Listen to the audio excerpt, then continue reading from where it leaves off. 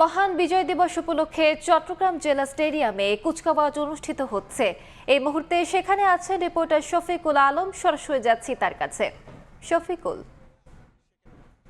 Commissioner Ziauddin Ahmed আছে এবং পুলিশের ঊর্ধ্বতন কর্মকর্তারা আছে। কিছুক্ষণ আগে কিন্তু বেলুন উড়িয়ে এই মহান বিজয় দিবসের যে ডিসপ্লে চট্টগ্রামের যে স্টেডিয়ামে হচ্ছে, যারা স্টেডিয়াম মাঠে সেটির উদ্বোধন করেছেন এবং এই মুহূর্তে জেলা প্রশাসক বক্তব্য রাখছেন।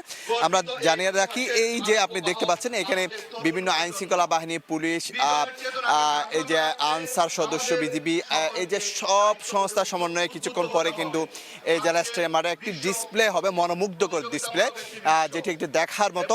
পরবর্তীতে এখানে বিভিন্ন যে সংগঠন রয়েছে, পার্বত্য চট্টগ্রাম থেকে বিভিন্ন সাংস্কৃতিক সংগঠন এবং স্কুল থেকে কিন্তু বিভিন্ন দলে বিভক্ত হয়ে তারা এখানে নাচ গানে কিন্তু তুলে ধরবে, অর্থাৎ মুক্তিযুদ্ধের যেই স্মৃতি, যে কি ঘটেছিল সেখানে সেই বিষয়গুলো এখানে তুলে ধরবেন। ইতিমধ্যে কিন্তু বিভিন্ন দলে বিভক্ত হয়ে তারা কিন্তু মাঠের পেছনে রয়েছে।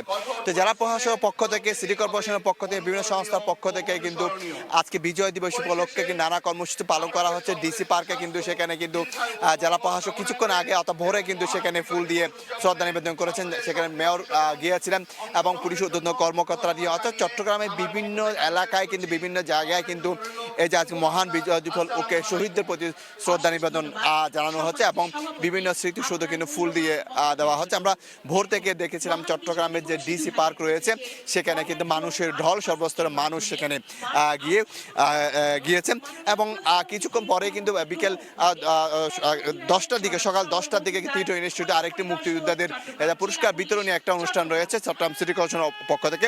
তো আমরা এখন দেখতে পাচ্ছি সেই কুচকাওয়াজ প্যারেড ইতিমধ্যে শুরু হয়ে গেছে এবং আইন শৃঙ্খলা বাহিনীর সদস্য তারা যখন এখানে মাঠে চারপাশে যখন প্যারেডে অংশ নেবেন, কিন্তু একটি মনোমুগ্ধকর একটি দৃশ্যের অবতারণা হবে।